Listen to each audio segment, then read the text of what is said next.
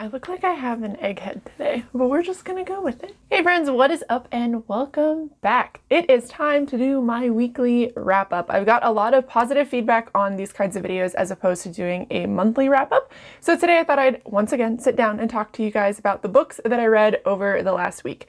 I read two books. They were pretty, one of them was actually really big, but both of them were pretty big. I gave them both 4 stars, so I did have a really good reading week, and I'm really excited to talk to you guys about them. If you saw the vlog that I uploaded, I'll try to link it in the cards up above for you guys. I blew through both of these books. Both of these books I read pretty much from Wednesday till Saturday, Sunday-ish.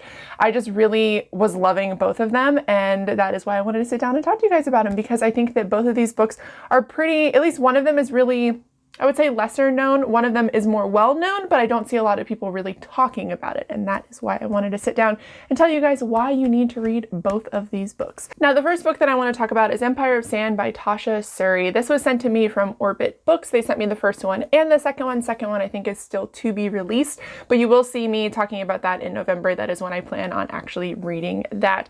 But basically, this follows our main character, Mare. This is like an Indian-inspired story, but Mare is an Amrithi, and Amrithi are people who believe in these gods that inhabit the desert that they live in. And there's a pretty intricate balance between the gods and humans themselves. And Mare's dad is actually like a leader of the empire. He is under the emperor.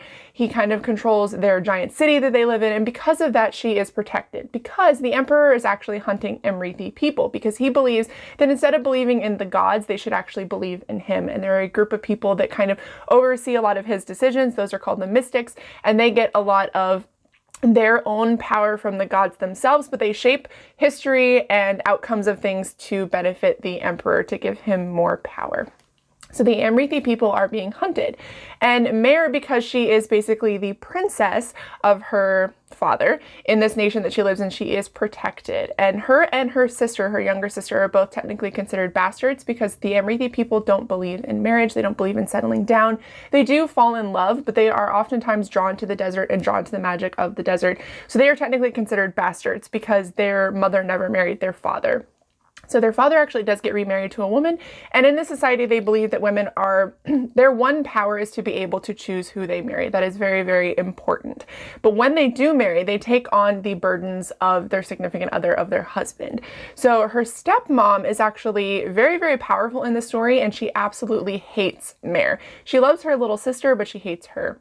And they are trying to basically take them away from the Amrithi roots. They are trying to prevent them from doing, there's like these dances that they do for the gods and these like little rituals that they do, and they are trying to prevent them from doing that. This story is really cool though, because at one point in time, the mystic people actually come to their nation and propose a marriage between another mystic and Mare. And that is unheard of, because mystics do not marry. So Mare doesn't really understand what's happening, but she agrees to do it to make sure that her sister does not get basically hauled away. Her sister and her stepmom actually flee to try to protect her. And so Mare agrees to this marriage to keep kind of the emperor's eye away from the kingdom that they live in, and away from her sister and her other Amrithi people.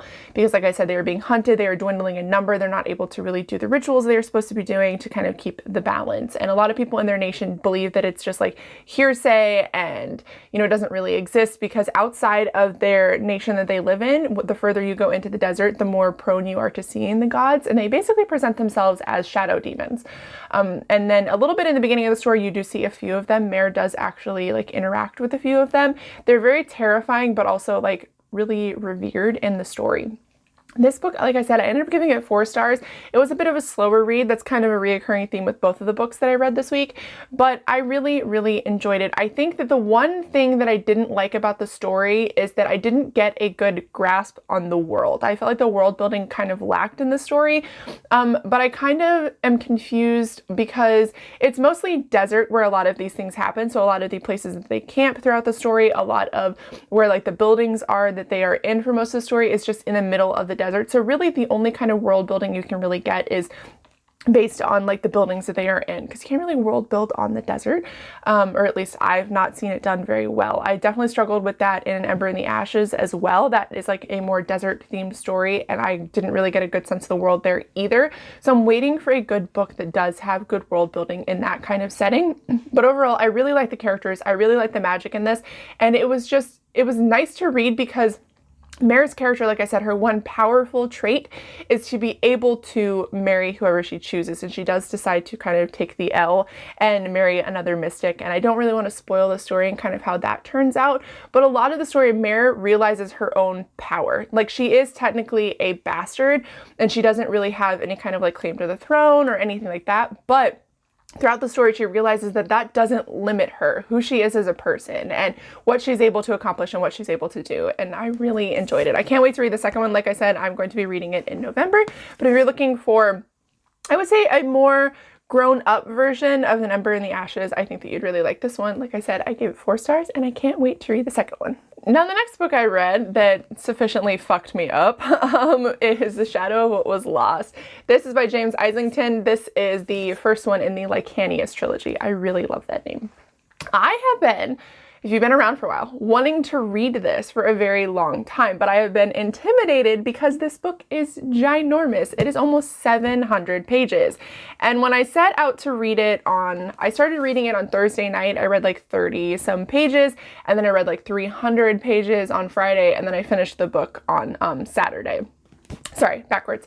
Started reading it Saturday, finished it on Sunday. I read this book in 2 days, and it, like I said, fucked me up. This is such a good series. It follows our main character, Davian, and he is an apprentice basically at this school of what I would consider mages. They use something called essence, something that they draw from a well within themselves.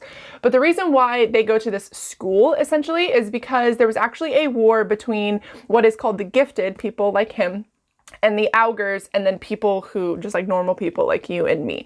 And when the augurs were actually all killed because they got really power hungry and started trying to kind of change the course of things and started a war, because they are able to basically predict the future along with a couple of other things they're able to do. They're able to kind of break into your mind. They're able to sort of control you and hide themselves. And the normal people of society were really afraid once the war happened and saw how powerful they were.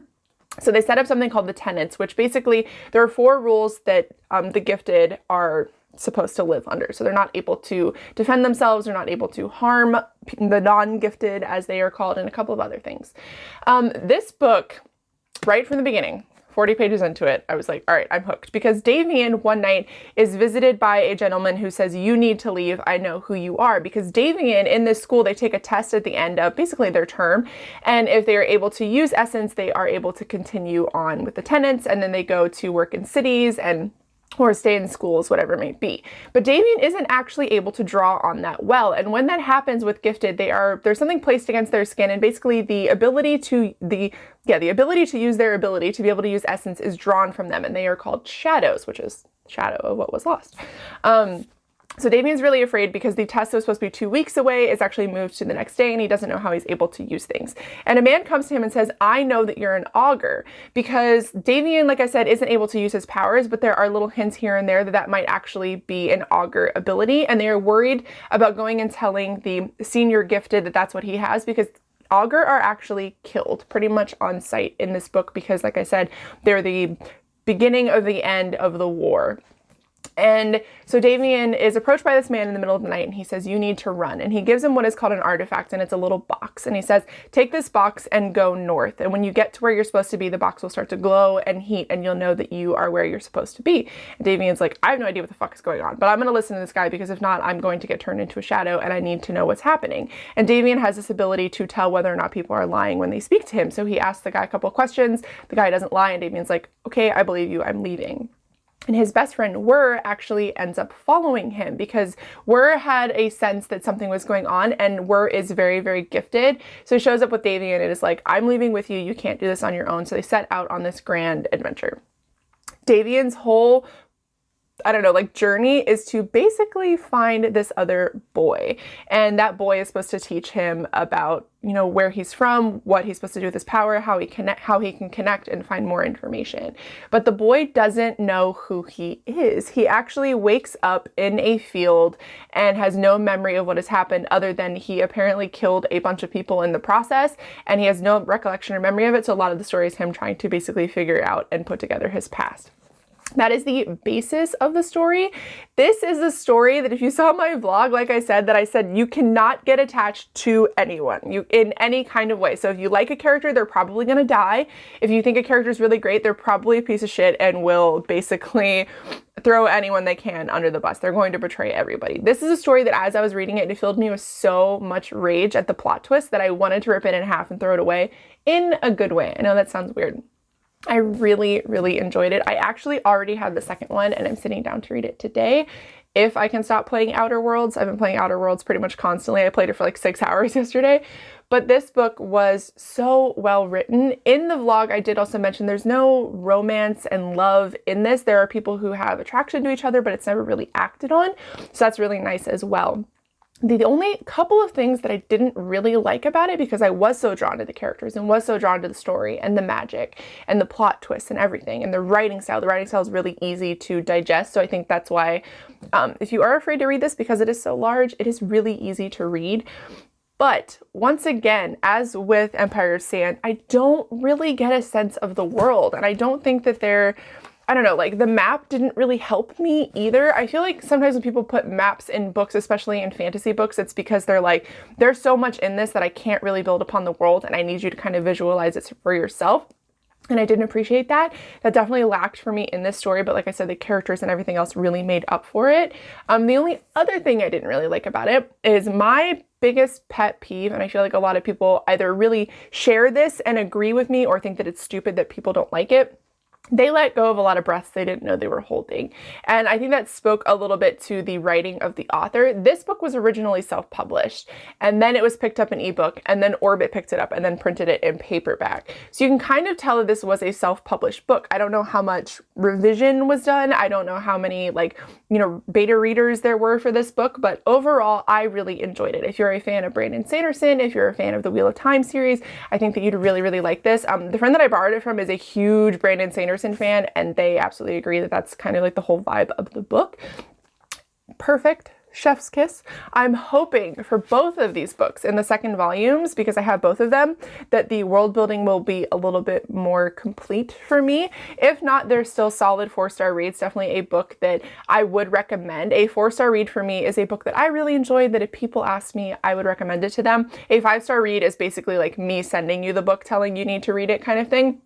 So very, very solid, very, very enjoyable. I think a lot of people would like this book, and yeah, I can't wait to read the second one. I like, when I finished the first one, I was so angry I wanted to throw the book away because I needed to know what had happened. So I basically got off work, drove to my friend's house, picked up the book, and then came home, and it was like an 1.5 hour long drive. So that's how much I really, really like this book. And the covers are also gorgeous. But like I said, it is a pretty big series. But if you're looking for a really, really good fantasy series, this is the one that I would go with, especially if you're burnt out on like YA and other popular series. This one, like I said, is well known in the sense that I think a lot of people talk about wanting to read it, but not really have yet read it. So if you're looking for, like I said, a new fantasy series to get into, I would get into this one.